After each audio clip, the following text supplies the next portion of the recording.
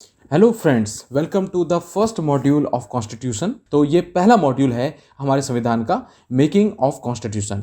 और जो बातें मैं हिंदी में कहूँगा वही बातें मैं इंग्लिश में भी कह दूंगा, ताकि जो हमारे स्टूडेंट्स हैं, those who are comfortable in English, they can also understand. और जो हिंदी भाषी हैं, हिंदी में तैयारी कर रहे हैं, उनको भी कोई असहजता महसूस ना हो। तो चलिए स्टार्ट करते हैं। तो पहला देखते हैं, making of constitution is very important. तो फर्स्ट आप नोट कीजिए the idea of constituent assembly, कि हमारी कॉन्स्टिट्यूएंट असेंबली होनी चाहिए, क्योंकि उस समय जब देखेंगे आप, इस समय हम उस समय आज़ाद नहीं थे, ये 1934 की बात हो रही है। तो ये आइडिया सबसे पहले कि एक कॉन्स्टिट्यूएंट असेंबली बने और वो कॉन्स्टिट्यूएंट असेंबली भारत का एक संविधान फ्रेम करे, ये सबसे पहला idea it was put forward by M N Roy for the first time in 1934, right. इसके बाद in 1935 Indian national congress officially demanded constituent assembly. इन्होंने ब्रिटिश गवर्नमेंट से ऑफिशियली डिमांड की कॉन्स्टिट्यूएंट असेंबली इन 1935।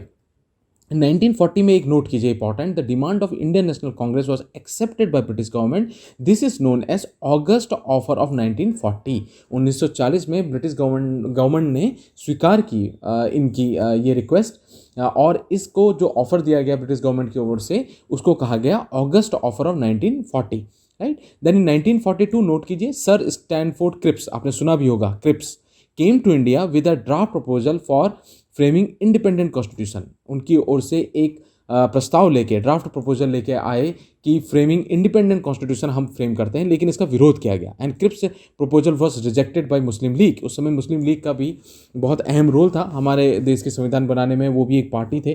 तो Cripps proposal was rejected by Muslim League, और उसके बाद cabinet mission देश में भेजा गया। तो ये कैबिनेट मिशन कब भेजा गया और क्रिप्स 1942 में आया, ये भी आप नोट कर लें। चलिए अब देखते हैं जो कॉन्स्टिट्यूएंट असेंबली बनी वो कब बनी। The constituent assembly was constituted in November 1946। ये नोट कर लें, नवंबर 1946 को हमारे देश की कॉन्स्टिट्यूएंट असेंबली बनी अंडर कैबिनेट मिशन प्लान। यानी क्रिप्स मिशन प्लान को तो हमने अस्वीकार कर दिया था, कैबिनेट मिशन प्लान को स्वीकार किया, और उसके अंतर्गत नवंबर 1946 में कॉन्स्टिट्यूएंट असेंबली का फॉर्मेशन हुआ। The total strength of constituent assembly में कितने सीट्स थी? The total strength of constituent assembly was 389। उसमें से 296 were allotted to British India and 93 seats were allotted to princely state. क्योंकि उस समय आपको पता है कि हमारे देश में दो तरह के राज्य होते थे, एक ब्रिटिश इंडिया गवर्न करती थी, एक प्रिंसली स्टेट होते थे। तो 93 सीट्स दी गई प्रिंसली स्टेट्स को एंड 296 सीट्स दी गई ब्रिटिश इंडिया को, राइट। और इसमें जो एलोकेशन था, जो किस तरह से रिप्रेजेंटेशन होगा, वो था उनकी रिस्पेक्टिव पॉपुलेशन के हिसाब से, यानी 1 seat for every million population, यानी 10 लाख लोगों पे 1 सीट इन्होंने रखी थी। अब देखिए, representation of each community were to be elected by members of that community. Voting was to be done method of single transferable vote. ये कुछ इंपॉर्टेंट बातें नोट करनी चाहिए आपने। ये इंपॉर्टेंट बात है जो बिल्कुल नोट करनी चाहिए, जो कॉन्स्टिट्यूएंट असेंबली उस समय बनी देश की, वो पार्टली इलेक्टेड थी, पार्टली नॉमिनेटेड थी। ऐसा क्यों था, ये पॉइंट देखिए आप। The representation of princely states were to be nominated by head of princely states, right. Princely state में नॉमिनेशन के थ्रू उन्होंने सीट्स रखी थी, और जो सीट्स और थी बाकी थी वो इलेक्शन के थ्रू थी। तो ये पार्टली इलेक्टेड थी और पार्टली नॉमिनेटेड थी, ठीक है। इसमें आप देखेंगे 93 सीट्स जब इलेक्शंस हुए, इलेक्शन जुलाई अगस्त 1946 के आसपास हुए, है ना। Elections to constituent assembly for 296 were done in July August 1946 and 93 seats of princely states were not filled because they decided to remain away. जो प्रिंसली स्टेट्स थे हमारे देश के, उन्होंने इसमें कॉन्स्टिट्यूएंट असेंबली के इलेक्शंस में भाग लेने से मना कर दिया, अपने नॉमिनेशन नहीं भेजे। तो 93 सीट्स ऑफ प्रिंसली स्टेट जो एलोकेट की गई थी वो फील्ड नहीं हुई थी। और कितनी फील्ड हुई, ये यहाँ पर ये ब्यौरा भी लिखा हुआ है, इतना डिटेल में आपको जरूरत नहीं, केवल आप इतना इंपॉर्टेंट पॉइंट नोट करें। एक पॉइंट ये बहुत इंपॉर्टेंट है, the assembly includes all important personalities except Mahatma Gandhi and Mohammad Ali Jinnah. बहुत इंपॉर्टेंट है ये नोट करना। इन दोनों के अलावा बाकी इंपॉर्टेंट पर्सनैलिटीज थी, ये दोनों कॉन्स्टिट्यूएंट असेंबली के पार्ट नहीं थे। So working of constituent assembly, अब हम देखते हैं कि कॉन्स्टिट्यूएंट असेंबली वर्क कैसे करती थी, right. Working of constituent assembly, the first meeting of constituent assembly held on December 9, 1946 को पहली मीटिंग हुई। देखिए ये डेट नोट कर लीजिए, यहाँ हुई। And it was boycotted bye Muslim league. Muslim league जिसके लीडर मोहम्मद अली जिन्ना थे, उन्होंने इसका बॉयकॉट किया। क्यों किया? क्योंकि दे डिमांडेड पाकिस्तान, उन्होंने पाकिस्तान की डिमांड की और उन्होंने कहा कि हम कॉन्स्टिट्यूएंट असेंबली का भाग नहीं बनेंगे, हमारी मांग है कि हमारा देश अलग किया जाए, हमें पाकिस्तान दिया जाए। इसलिए इन्होंने इसको बॉयकॉट कर दिया था। Thus it was attended by 211 members only. 211 लोगों ने इसकी पहली मीटिंग अटेंड की थी। डॉक्टर सच्चिदानंद सिन्हा, ये नाम नोट कर लीजिए, doctor Sachchidanand Sinha elected as a temporary president of assembly, इनको टेम्परेरी प्रेसिडेंट बनाया गया।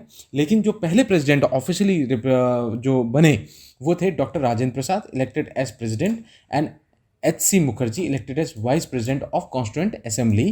ये प्रॉपर सिलेक्शन और प्रॉपर इलेक्ट हुए, राइट। सो ऑन December 13, 1946, ये आप प्लीज नोट कर ले अपनी कॉपी पेन लेके, 13 दिसंबर 1946 Jawaharlal Nehru moved historic objective resolutions. ये बार बार क्वेश्चन आपको देखने को मिलेगा कि objective resolutions, historical objective resolutions, यानी एक रेजोल्यूशन पास किया जवाहरलाल नेहरू ने, तो जिसमें बहुत हिस्टोरिकल उसका इंपॉर्टेंस था। क्यों था मैं अभी बताऊंगा, तो नोट कर लीजिए। जो वो हिस्टोरिकल बार बार पूछते थे, हिस्टोरिकल ऑब्जेक्टिव रेजोल्यूशंस वो moved by Pandit Jawaharlal Nehru on, तो ये डेट आपको याद होनी चाहिए, 13 दिसंबर 1946। इन असेंबली इन्होंने ये मूव किया, विच laid down fundamentals and philosophy of constitutional structure. हमारे संविधान का जो आज हम स्वरूप देखते हैं वो इस ऑब्जेक्टिव रेजोल्यूशंस पे आधारित है, इसी का मॉडिफाइड वर्जन है। तो 13 दिसंबर 1946 को वो पास किया था। अब वो ऑब्जेक्टिव रेजोल्यूशन क्या था ये थोड़ा सा देख लेते हैं, important points of objective resolution. पहला, ये रेजोल्यूशन कहता था it proclaim India is independent sovereign Republic. आज भी आप हमारा प्रेम्बल अभी हम डिस्कस करेंगे प्रेम्बल में, तो ये टर्म वहाँ पर मिलते हैं। तो इसने हमारे देश को इंडिपेंडेंट सोवरेन एंड रिपब्लिक घोषित किया। इस रेजोल्यूशन के हिसाब से constitution will be framed where all territories shall be united and retain status of autonomous unit, all powers and authority of government derived from the people, जिसको हम democratic decentralisation भी कहते हैं। आज हम वही है ना, हम लोग वोट देते हैं तो हमारे देश की सरकार बनती है। एक प्रकार से देखा जाए तो देश को जनता चलाती है डेमोक्रेसी में। वही बात है कि जो पावर होगी देश की वो लोगों के द्वारा प्रेरित रहेगी, लोगों के द्वारा डिराइव रहेगी। Granted and secure economic and political justice, social equality of status, freedom of, ये आप हमारे fundamental rights and directive principle state policy में ये बातें देखते हैं। तो बहुत अच्छा ही रेजोल्यूशंस बनाया था और ये रेजोल्यूशंस पास हुआ बिना कोई विरोध के। Unanimously it was adopted by assembly on 22 जनवरी 1947। तो दो बातें नोट कीजिए कि ऑब्जेक्टिव रेजोल्यूशंस असेंबली में जवाहरलाल नेहरू कब लेके आए, ऑन 13 दिसंबर 1946, एंड कब ये ऑन 22 जनवरी 1947 को इसको अडॉप्ट कर लिया गया। कोई विरोध इसका नहीं हुआ, सब ने इसको मान लिया। और जो हमारा प्रियम्बल ऑफ कॉन्स्टिट्यूशन है, आज जो हमारे संविधान में प्रियम्बल है, ये modified form of objective resolution है। ये भी एक सवाल है, बार बार ये सवाल देखने को मिलता है, the preamble of our constitution is a modified version of, तो आंसर होता है ऑब्जेक्टिव रेजोल्यूशन। तो ये तीन बातें ऑब्जेक्टिव रेजोल्यूशन से आपको पता होनी चाहिए, कब इसको लेके आए जवाहरलाल नेहरू, कब इसको अडॉप्ट कर लिया गया, और modified form of objective resolution preamble है। ये बातें जो मैंने आपको बताई इसके अंदर क्या थी, थोड़ा एक्स्ट्रा आपको बता दिया, इतना डिटेल में जनरली वो पूछेंगे नहीं, राइट। देन इसके बाद कुछ इंपॉर्टेंट पॉइंट लिख लीजिए। इस कॉन्स्टिट्यूंट असेंबली ने it adopted the national flag, हमारा देश का ध्वज इन्होंने अडॉप्ट कर लिया ऑन 22 जुलाई 1947 को। नेशनल एंथम अडॉप्ट किया 24 जनवरी 1950 को। ये नोट कर लीजिए, आ सकती हैं ये बातें। नेशनल सॉन्ग हमारा इन्होंने 24 जनवरी 1950 को अडॉप्ट किया। They elected doctor Rajendra Prasad as the first president of India, ये हमें सबको पता है, हमारे देश के प्रथम राष्ट्रपति, on 24 January 1950। Assembly took 11 sessions, 11 sessions over 2 years 11 month and 18 days। तो देखिए हमारे संविधान को बनने में कितना समय लगा, 2 साल 11 महीने और 18 दिन की मेहनत, कड़ी मेहनत के बाद हमारा भारत का संविधान बना है, राइट। तो कितना महत्वपूर्ण है ये बात को नोट करना। 11 सेशंस, 2 साल, 11 months and 18 days, right. So they gone through a constitution of 60 देशों के कॉन्स्टिट्यूशन को पढ़ के, उनसे इंपॉर्टेंट पॉइंट्स लेके उनको मॉडिफाई करके हमारा देश का कॉन्स्टिट्यूशन बना। इसमें एक्सपेंडिचर 64 लाख रहा, इतना सब जरूरत नहीं है। फाइनल सेशन हमारा 24 जनवरी 1950 को लास्ट कॉन्स्टिट्यूंट असेंबली की जो सेशन हुआ लास्ट, तो ये हुआ। यहाँ से इंपॉर्टेंट बात ये नोट कीजिए, ये बातें जो मैंने आपको बताई, इतनी बातें नोट कीजिए और हल्का सा ये आइडिया होना चाहिए कि इतना समय हमारा कॉन्स्टिट्यूंट असेंबली को लगा। Now this is very important, this part is very important from your examination point of view. There are different committees of constituent assembly. Constituent assembly जब बनी तो भारत के संविधान को बनाने के लिए अलग अलग कमिटीज़ बनाई गई और उन अलग अलग कमिटीज़ के अध्यक्ष बनाए गए जिनको हम चेयरमैन कहते हैं, राइट। तो वो कौन कौन सी कमेटी थी, वो ये 8 कमेटी थी। 8 major committees and chairman were there. So union power committee, Pandit Jawaharlal Nehru was chairman. Union constitution committee, Pandit Jawaharlal Nehru was chairman. Provincial constitutional committee, Sardar Vallabhbhai Patel is chairman. Drafting committee, the most important committee who actually laid down the foundation of our constitution, और जिन्होंने draft किया पूरा constitution, बहुत important committee है, उसके chairman doctor Bhimrao Ambedkar थे। ये बहुत ही महत्वपूर्ण कमेटी है और उसका कॉन्ट्रीब्यूशन दी मोस्ट था, इसलिए डॉक्टर भीमराव अम्बेडकर को हमारे संविधान का में एक अहम रोल अदा किया हुआ माना जाता है। संविधान की बात डॉक्टर भीमराव अम्बेडकर के जीवन और उनके दर्शन के साथ जुड़ी रहती है। ड्राफ्टिंग कमेटी के चेयरमैन डॉक्टर BR अम्बेडकर थे। Advisory committee on fundamental rights and minorities Sardar Patel. Rules of procedure committee doctor Rajendra Prasad. States committee Pandit Jawaharlal Nehru. Steering committee doctor Rajendra Prasad. अब इसमें क्वेश्चन किस तरह का फ्रेम होता है? क्वेश्चन ये हो जाता है, which of the following is correctly matched. तो इसमें से कुछ 3 करेक्टली मैच करेंगे, 1-2 गलत करेंगे और फिर आपका एक क्वेश्चन फ्रेम कर देंगे वो, राइट। इस तरह के सवाल इसमें बार बार आते हैं। इसके अलावा 15 माइनर कमेटी थी, उसको पढ़ने की जरूरत नहीं है आपको, ये आप इस जरूरत पढ़ लीजिए। देन ड्राफ्टिंग कमेटी बहुत इंपॉर्टेंट थी, इसलिए हल्का सा इसको हम टच कर लेते हैं। The most important committee was drafting committee, जैसा मैंने आपको बताया। It was set up in 29 August 1947 and it constitute of 7 member, 7 member थे, जिनमें डॉक्टर भीमराव अम्बेडकर चेयरमैन थे। N Gopalaswami Ayyangar, A.K. Ayyar, doctor KM Munshi, Syed Mohammad Saadulla, NM Rao, T Krishnachari, ये इसके मेंबर्स थे और इसके चेयरमैन डॉक्टर भीमराव अम्बेडकर थे। Drafting committee prepared the first draft and published in February 1948 में पहला ड्राफ्ट हमारे भारत के संविधान का इन्होंने तैयार किया। People of India given 8 months to discuss draft, 8 महीने उन्होंने दिए कि ये ड्राफ्ट देखें, समझें, कुछ कमियां हैं तो बताएं, कुछ मॉडिफाई करना है तो बताएं, उन्होंने रिव्यू के लिए दिया। Committee prepared second draft and published in October 1948 on the basis of the recommendations and suggestions from other members and from the countrymen, right? So ये इंपॉर्टेंट बातें हैं जो आपको नोट करनी चाहिए। अब जब ड्राफ्टिंग कमेटी ने 2 बार ड्राफ्ट कर लिया, अब आया कि हमने कॉन्स्टिट्यूशन में जिस तरह से रखना चाहिए था, जिस तरह से बनना चाहिए था, बन गया है, तो अब इसको इनेक्टमेंट करें, इस कॉन्स्टिट्यूशन को देश के लिए लागू करें। तो अब वो हम बात करते हैं इनेक्टमेंट ऑफ कॉन्स्टिट्यूशन। तो first reading of the final draft, जो फाइनल ड्राफ्ट बन गया उसकी फर्स्ट रीडिंग हुई 4 नवंबर 1948 को। जरूरत नहीं है इतना याद रखने की, मैं बता दे रहा हूँ आपको। सेकेंड रीडिंग और फाइनल रीडिंग हुई 15 नवंबर 1948 को, ended on 17 October 1949, right. Third reading हुई 14 नवंबर 1949। On November 26 1949, on November 26 1949 constitution received signature of members and president. Out of 299 members 284 were present and signed the constitution, right. तो हमारा देखा जाए तो संविधान किस दिन इनेक्ट हुआ? नवंबर 26 1949 को, लेकिन हम अपना गणतंत्र दिवस कब मनाते हैं? 26 जनवरी को, जबकि 26 नवंबर को अधिकांश भाग इनेक्ट हो गया था। तो ऐसा क्यों होता है ये भी मैं आपको बताऊंगा। The constitution as adopted on November 26 1949, जब उसको अडॉप्ट किया गया, इनेक्ट किया गया, तो उसमें क्या क्या भाग थे? इट हैज़ अ प्रियम्बल, एक प्रियम्बल था जो आज भी है। 395 आर्टिकल्स था, ये नंबर बढ़ गया है। मेरे मॉक टेस्ट में देखेंगे तो ये सवाल भी मैंने फ्रेम करके आपको दिया था कि आज कितने आर्टिकल्स हैं। 8 शेड्यूल्स हैं, तो कितने शेड्यूल्स हैं हमारे संविधान में आज, वो भी मैंने सवाल मॉक टेस्ट में दिया था। तो ये जब 1949 में हमारा संविधान इनेक्ट हुआ, तो उस समय जो इनेक्ट किया उन्होंने संविधान को, उसमें 1 प्रियम्बल था, 395 आर्टिकल्स एंड 8 शेड्यूल थे। And doctor BR Ambedkar, law minister at that time, called as the father of constitution of India, और मॉडर्न मानो, क्योंकि उनका कॉन्ट्रीब्यूशन सबसे ज़्यादा हमारे संविधान को बनाने में था। ड्राफ्टिंग कमेटी के चेयरमैन थे, right. So enforcement of constitution, अब जो मैंने बात आपको कही थी कि 26 नवंबर 1949 को इनेक्टेड हो गया, तो हम गणतंत्र दिवस अपना 26 जनवरी को क्यों मनाते हैं, उसका जवाब आपको यहाँ मिलेगा और इंपॉर्टेंट है, वो बात पता होनी चाहिए। तो बहुत सारी बातें ऐसी होती हैं हमारे संविधान में, एग्जामिनेशन पॉइंट ऑफ व्यू से इंपॉर्टेंट होती हैं, लेकिन कुछ बातें हमारे भारत के नागरिक होने के नाते हमें पता होनी चाहिए। तो जब आप ये मॉड्यूल देख ही रहे, तो वो बातें भी आप जान लें जो आपको इस एग्जाम में नहीं तो और एग्जाम्स में भी आपके सामने आ सकती हैं और इस एग्जाम में भी आ सकती हैं। तो some provisions of the constitution came into force on 26 November 1949, जैसा मैंने आपको बताया। एंड द रिमेनिंग प्रोविजंस, कुछ प्रोविजंस जो रह गए थे मेजर पार्ट, वो कब आए इन फोर्स आए? 26 जनवरी 1950 को फोर्स किया गया। यानी हमारा कॉन्स्टिट्यूशन 2 भाग में इन्फोर्स किया गया। पहला भाग जो कुछ उसके प्रोविजंस थे वो कब हुए? 26 नवंबर 1949, और जो बचा हुआ भाग था जिसमें ज़्यादा प्रोविजंस थे वो 26 जनवरी 1950। This date is referred as date of commencement and republic day. इसको हमने कहा गणतंत्र दिवस, रिपब्लिक डे कहा। अब इसको 26 जनवरी ही क्यों चुना, मैं आपको बताता हूँ। इन 1930 26 जनवरी, ऑन 26 जनवरी 26 जनवरी 1930 को हमारे इंडियन नेशनल कांग्रेस का एक लाहौर सेशन हुआ था, and in that session they celebrated Purna Swaraj day due to resolutions. Purna Swaraj resolution उन्होंने पास किया था और उसको सेलिब्रेट किया था। पूर्ण स्वराज की बात देश ने कही थी और कहा था कि पूर्ण स्वराज चाहिए। तो इसीलिए ये 26 जनवरी को उसके याद में 1930 की याद में देश ने डिसाइड किया कि हम उसको गणतंत्र दिवस का नाम देंगे और उसी दिन अपने बचे हुए प्रोविजंस को इनेक्ट कर देंगे।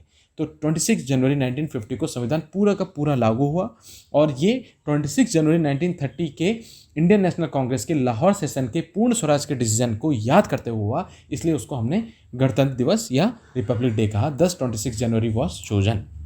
Right, the Independence Act of 1947 and Government of India Act 1935 were repealed with the commencement of Constitution. Constitution के आने से इनको रिपील्ड कर दिया गया, इनको बदल दिया गया, कॉन्स्टिट्यूशन ने इनको टेक ओवर कर दिया। ठीक है, तो हमारा भारत का संविधान इस तरह से लागू हुआ। राइट, अब क्रिटिसिज्म है, ये सब तो सब बात की बात है। जो यूपीएससी एस्पिरेंट्स या पीसीएस की तैयारी कर रहे हैं उनको थोड़ा सा वो जानना है, लेकिन मैं केवल की पॉइंट्स पे अब आऊँगा। अब हम आगे बढ़ते हैं, सेलियंट फीचर्स ऑफ कॉन्स्टिट्यूशन। अब हम देखते हैं कि आखिरकार हमारे कॉन्स्टिट्यूशंस के इंपॉर्टेंट कैरेक्टरिस्टिक्स क्या हैं। ये बहुत इंपॉर्टेंट है, बहुत इंपॉर्टेंट। यहाँ से बहुत सारे सवाल आपको दिख सकते हैं। The Indian constitution was borrowed from almost every constitution of the world. Constitution of 1949 has undergone several amendments. Amendments मतलब संशोधन। हमारे संविधान में बार बार संशोधन किए जाते हैं, उसका एक तरीका होता है, प्रॉपर तरीका होता है संशोधन होने का। तो उसी की ये बात कर रहे हैं। बहुत सारे संशोधन हुए हैं, कुछ उन्होंने बता दी इंपॉर्टेंट, इसको हम अगले मॉड्यूल में कवर करेंगे। 44 amendment act 1978 and 42 amendment act of 1976, जिसको मिनी कॉन्स्टिट्यूशन भी कहते हैं, वो बहुत इंपॉर्टेंट है। उसके बारे में मैं बताऊँगा अलग मॉड्यूल पर। यहाँ मैंने लिखा भी है, ये जो मैं नोट्स बता रहा हूँ ये मेरे अपने नोट्स हैं, ये मेरी हैंड राइटिंग है। आप देख रहे होंगे मैंने अपनी कॉपी के नोट्स का फोटो खींचा है ताकि आपको एक हैंडमेड नोट्स का भी आइडिया है किस तरह से नोट्स बनते हैं। और आप देखेंगे पेंसिल के मार्क्स लगे हुए हैं, तो इससे पढ़ाई भी हमने की है।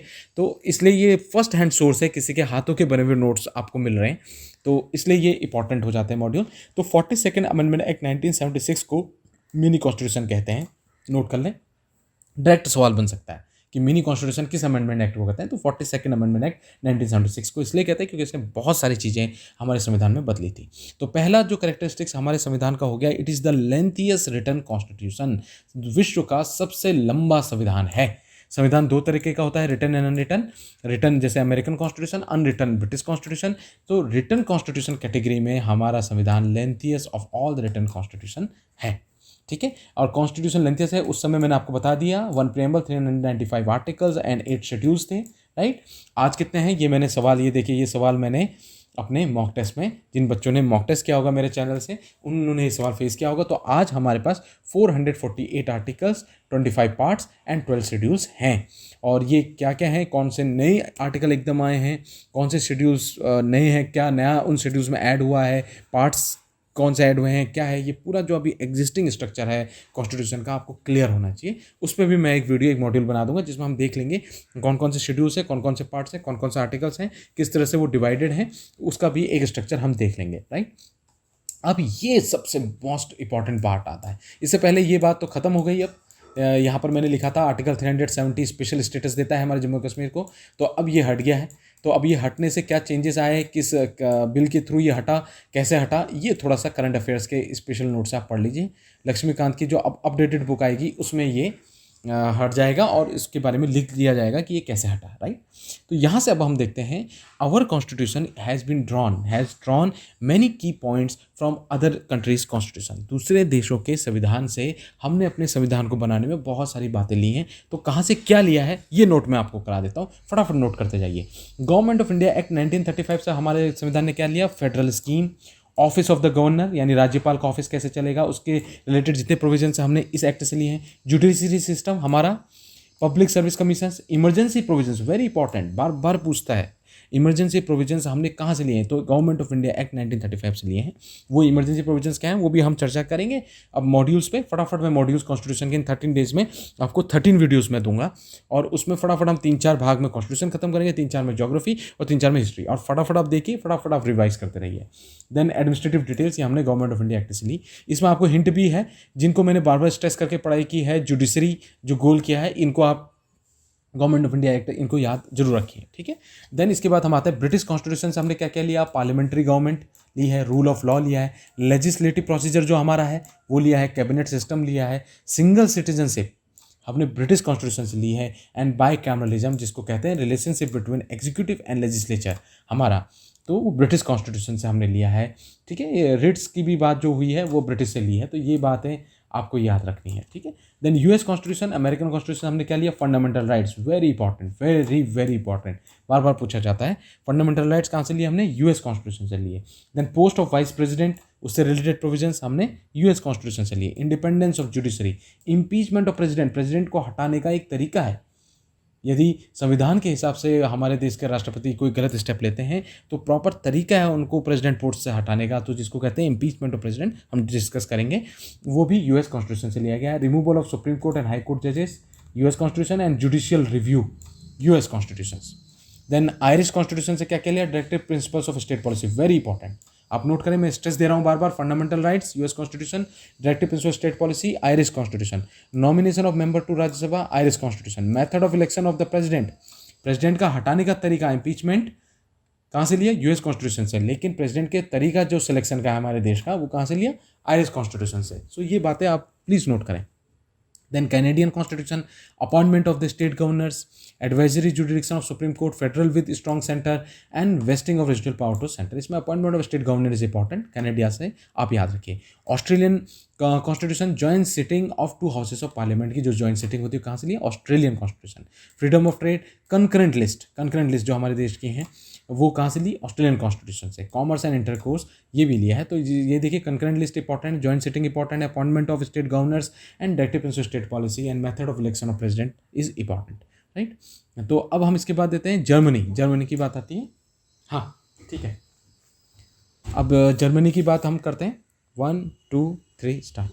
अब हम बात करते हैं जर्मनी में अब देखिए, suspension of fundamental rights during emergency के दौरान हमारे फंडामेंटल राइट्स सस्पेंड हो जाते हैं, सब नहीं एक्सेप्ट आर्टिकल 20 एंड 21, अभी हम डिस्कस करेंगे।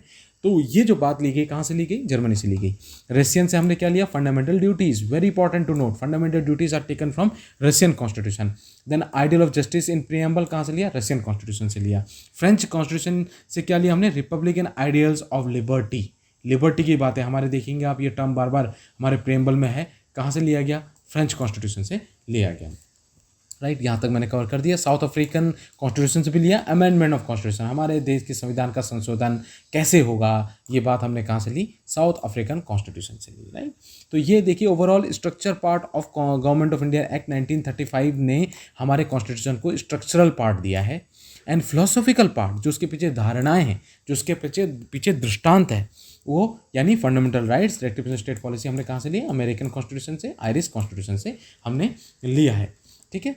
पॉलिटिकल पार्ट हमने कैबिनेट सिस्टम, एग्जीक्यूटिव पार्ट कहाँ से लिया, ब्रिटिश कॉन्स्टिट्यूशन से लिया है। तो ये बात उतना आप याद ना भी रखें कोई बात नहीं, लेकिन ये जो बातें मैंने आपको बताई हैं कहाँ से क्या लिया गया है, ये बातें आप जरूर याद रख लें। तो blend of rigidity and flexibility का ये एक ब्लेंड है, डिटेल में आप चाहें तो पॉज करके यहाँ पर ये पढ़ लें, ये पार्ट पढ़ लें, मैं अभी इसको एक्सप्लेन नहीं कर रहा हूँ। Then article 368 provide 2 types of amendments, ये हम आगे भी देखेंगे अमेंडमेंट्स एक्चुअली होता कैसे है ना, 2 तरीके से होता है, ये बात भी हम थोड़ा देखेंगे अगले मॉड्यूल पे, तो इसको मैं वहाँ पर डिस्कस कर लूँगा। आप अभी पढ़ना चाहते हैं पॉज करें और पढ़ लें, right. Then federal system with unitary wise, एक और हमारा फीचर है हमारे कॉन्स्टिट्यूशन का, ये भी देख लें, अभी उतना इंपॉर्टेंट मुझे नहीं लग रहा है, तो मैं इसको अभी आगे बढ़ता हूँ। फंडामेंटल राइट्स तो हम डिटेल में करेंगे ही अगले मॉड्यूल पे, लेकिन यहाँ पर हल्का सा टच करते हुए जाते हैं कि हमारा जो पार्ट 3 है, part 3 of constitution of India, हमारे भारत के संविधान का जो पार्ट 3 है उसमें 6 फंडामेंटल राइट्स, ये देखिए इसको याद करने के लिए मैंने एक पासवर्ड भी बनाया था, EFERCC, ताकि ये याद रहे। तो पहला है राइट टू इक्वालिटी, ये आर्टिकल नंबर है इसके।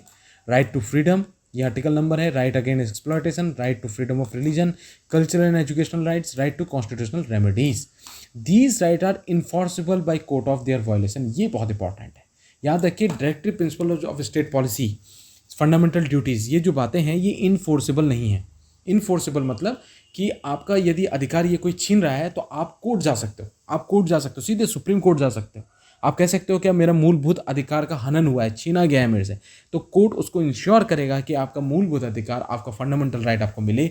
इसलिए fundamental rights are very important, enforceable by court of law. ये सब हमारे देश के जो न्याय प्रणाली है, कोर्ट्स हैं, वो इंश्योर करते हैं कि हर व्यक्ति को ये 6 अधिकार तो जरूर मिले। ठीक है, कुछ कंडीशंस हैं, ये अधिकार हटाए जाते हैं और कुछ कंडीशन, स्पेशल कंडीशंस है, वो भी हमारे संविधान में मेंशन्ड है। ठीक है, अगर किसी को ऐसा लगता है कि मेरे अधिकार छीने गए हैं, वो जा सकता है, he can go to directly to the supreme court which can issue the writs issue करते हैं, जिसके आधार पर वो दोबारा आपको मिलते हैं वो अधिकार। तो वो कैसे होता है, वो कौन कौन से डिफरेंट टाइप ऑफ रिट्स कौन सी होती हैं, वो भी हम चेक करेंगे, आपको मैं बताऊंगा लेटर ऑन। ठीक है, तो ये 6 अधिकार आप नोट कर लीजिए, part 3 and 6 fundamental right, these are article number, ये तो आपको याद करने पड़ेंगे, ये पार्ट आपको याद करना पड़ेगा पूरा। एंड देन EFERCC, ठीक है, तो ये नोट कर लें। ठीक है, ये जो रिट्स है मैंने बताया ना अभी, अब वो रिट्स हैं, उसमें ये रिट्स हैं, तो इसमें भी क्वेश्चन बन जाता है, आपको नाम भी याद रहने चाहिए और इनका क्या मीनिंग है वो भी मैं बताऊंगा आपको। ठीक है, habeas corpus, mandamus, prohibition, certiorari and quo warranto, writs ही है हमारे देश के। ठीक है, तो ये इशू होते हैं जब आपका फंडामेंटल राइट छीना जाता है, तो ये क्या होते हैं हम डिस्कस करेंगे जब हम फंडामेंटल राइट डिस्कस करेंगे। ठीक है, तो कुछ प्रॉपर्टीज नोट कर लीजिए। Fundamental rights are not absolute and can be repealed by parliament through constitutional amendment act, यानी ऐसा नहीं कि फंडामेंटल राइट्स बन गए हैं तो बिल्कुल उनको हिला नहीं सकते, उसको एक तरीका है, उनमें अगर कुछ संशोधन करना चाहें तो संशोधन किए जा सकते हैं, उसका एक तरीका है पार्लियामेंट में संवैधानिक तरीके से। Fundamental rights can be suspended, ये देखिए अब आ गई ना बात, fundamental rights can be suspended during national emergency, जब नेशनल इमरजेंसी आपातकाल लगता है तो उसमें सस्पेंड हो सकते हैं, except rights guaranteed by article 2021। इसका मतलब out of all 6 fundamental rights, जो दो आर्टिकल 2021, जो 2 फंडामेंटल राइट्स हमारे सुनिश्चित हैं आर्टिकल 2021 से, वो किसी भी समय किसी भी स्थिति में हटाए नहीं जा सकते। ये आपको नोट करना है। वो आर्टिकल 2021 क्या है हम देखेंगे जब हम फंडामेंटल राइट डिटेल में करेंगे।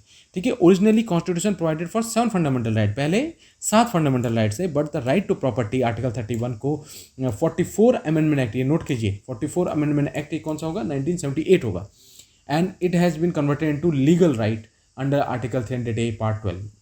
ये नोट कर लीजिए, ये क्वेश्चन बन जाता है। ठीक है, पहले 7 संवैधानिक हमारे मूलभूत अधिकार थे, 7 थे, उनको 6 कर दिया गया, जो एक हटाया गया वो राइट टू प्रॉपर्टी था, उसको मूलभूत अधिकार यानी फंडामेंटल राइट से हटा के लीगल राइट कर दिया गया। किसके अंतर्गत कर दिया गया, आर्टिकल 300A पार्ट 12 के अंदर। ठीक है, देन अब हम देखते हैं directive principles of state policy.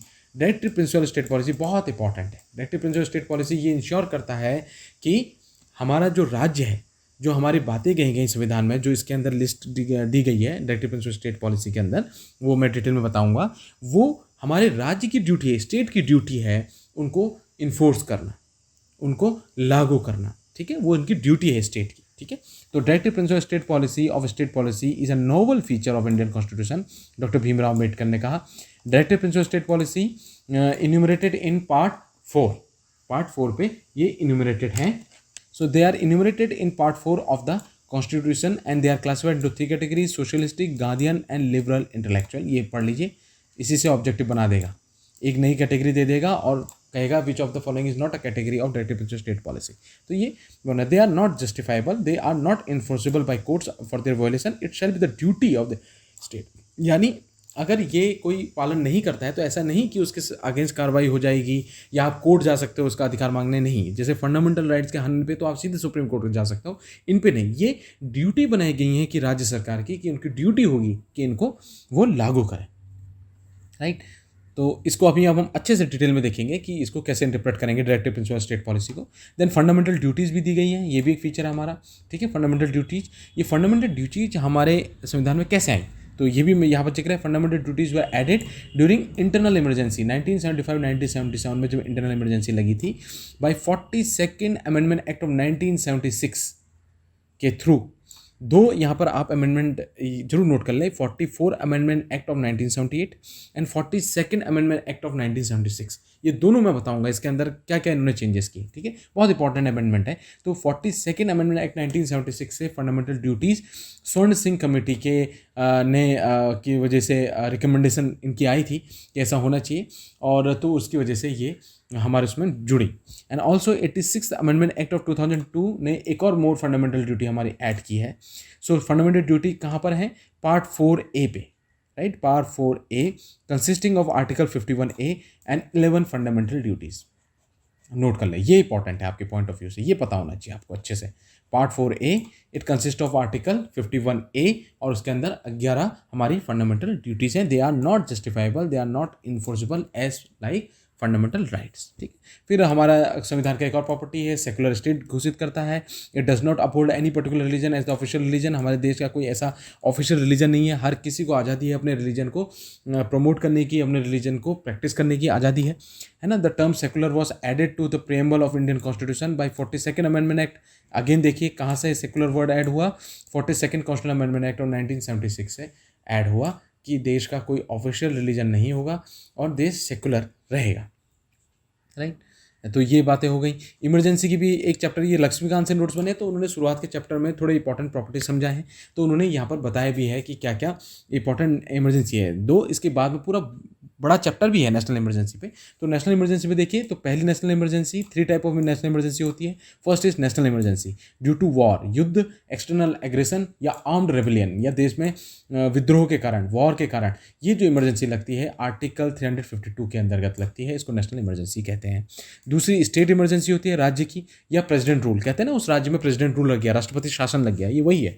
Failure of constitutional machinery in state, कभी कभी मशीनरी कॉन्स्टिट्यूशन संविधान के तरीके से मुख्यमंत्री अपने राज्य को नहीं चला पाते, कभी कभी इलेक्शंस होते हैं और मुख्यमंत्री का चुनाव ही नहीं हो पाता, या आकस्मिक मृत्यु हो जाती है मुख्यमंत्री की, या कुछ ऐसा हो जाता है जो मुख्यमंत्री कार्य नहीं कर पाते, तो उस बारे में बहुत बार प्रेसिडेंट रूल लगता है। आर्टिकल 356 से ये प्रेसिडेंट रूल लगता है, जिसको स्टेट इमरजेंसी कहते हैं। Failure to comply with the direction of centres, तो आर्टिकल 365 के अंदर ये 2 कंडीशन के अंदर लगता है कि जब सेंटर को लगे कि ये हमारे डायरेक्शंस के हिसाब से राज्य नहीं चल रहा है या संविधान के तरीके से नहीं चल रहा है, तो आर्टिकल 356 और आर्टिकल 365 के अंदर ये स्टेट इमरजेंसी लग सकती है। थर्ड आती है फाइनेंशियल इमरजेंसी, जब आपका वित्त के दृष्टिकोण से देश अनस्टेबल हो जाता है, threat to the financial stability, तो आर्टिकल 360 के अंदर ये 3 इमरजेंसियाँ लग सकती हैं। ठीक है, during emergency central government became all powerful and state go in total control of centre. ठीक है, इमरजेंसी के दौरान जो हमारी सेंट्रल गवर्नमेंट है वो पूरा कवर कर देती है और स्टेट भी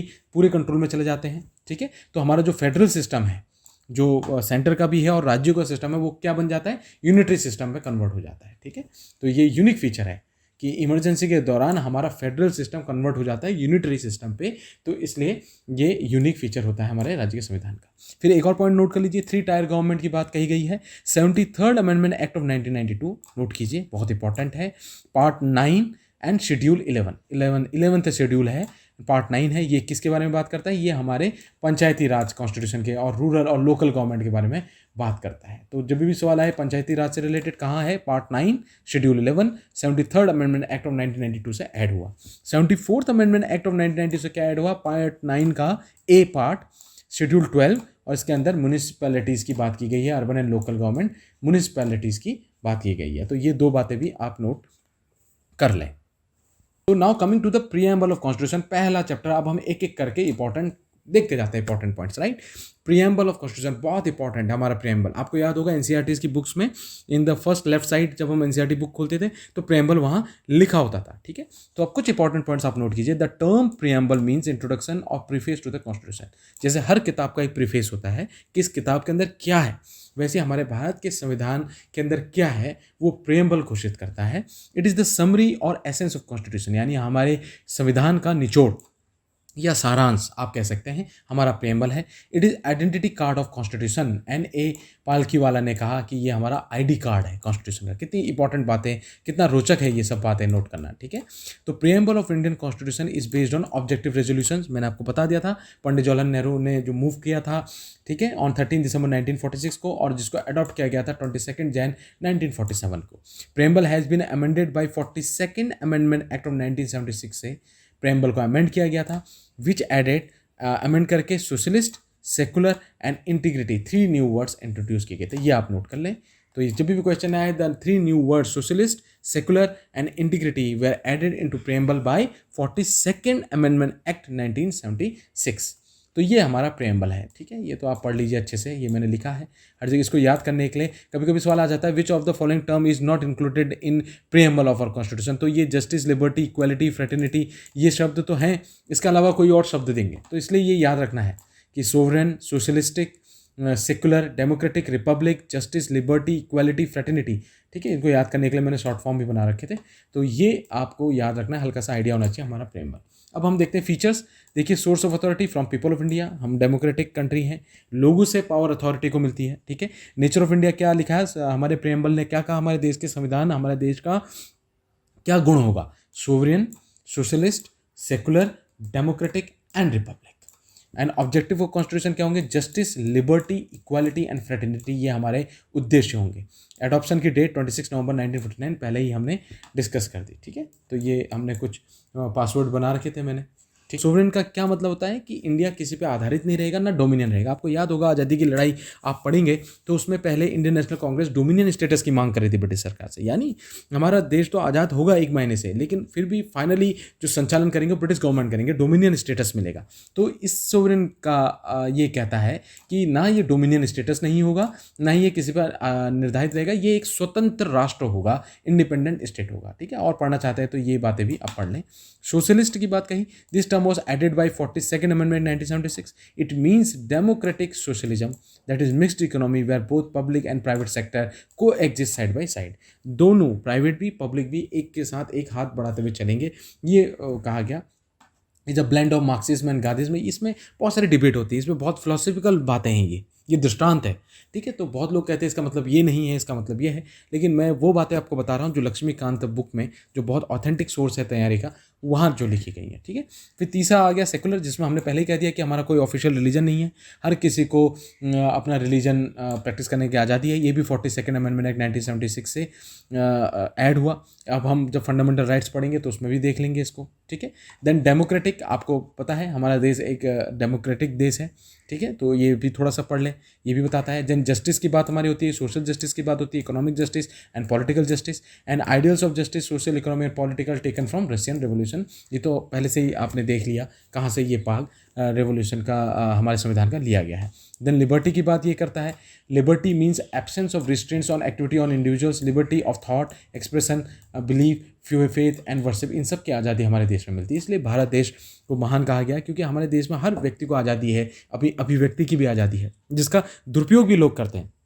उसके साथ अपनी मॉरल ड्यूटीज़ को भूल जाते हैं और कुछ भी कहने लगते हैं। ऐसा नहीं होना चाहिए। एक अगर हमें अधिकार मिला है, कुछ बोलने का स्वतंत्रता मिली है, तो उसके साथ हमें सेंसिबल होके बात भी अपनी रखनी चाहिए, जिससे हमारे समाज में पॉजिटिविटी फैले। ठीक है, तो ये फंडामेंटल राइट्स है। Then ideals of liberty, equality and fraternity taken from French revolution, ये मैंने आपको बता दें। इक्वालिटी की बात की गई है, इक्वालिटी में हमारे फंडामेंटल राइट्स भी हैं, वो भी हम देख लेंगे। ठीक है, तो सिग्निफिकेंस क्या है प्रेम्बल का, it is the basic philosophy and fundamental values on which the constitution is based. तो ये हमारा ID कार्ड है, ये हमारी समरी है, ये हमारा सारांश है।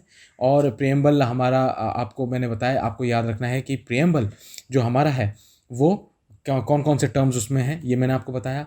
और प्रेम्बल हमारा जो बना वो ऑब्जेक्टिव रेजोल्यूशंस के ऊपर आधारित होकर बना। तो ये प्रेम्बल की ये बातें आपको इतनी पता होनी चाहिए। तो इसी से सवाल अलग अलग वे पे आपको आ सकता है। Preamble is neither source of power to legislature nor a prohibition upon power of legislature. It is not justifiable, not enforceable. Like directive principle of state policy, it is not enforceable. यानी fundamental rights are justifiable and enforceable. Directive principle of state policy and preambles are not justifiable and not enforceable in court of law. ये एक रास्ता दिखाता है, constitution की summary बताता है, right. ठीक है, preamble has been amendment only once, एक ही बार इसको अमेंडमेंट किया गया। किससे किया गया? 42nd अमेंडमेंट एक्ट 1976 से इसको अमेंड किया गया। और कौन कौन से टर्म जोड़े गए? Socialist, secular and integrity.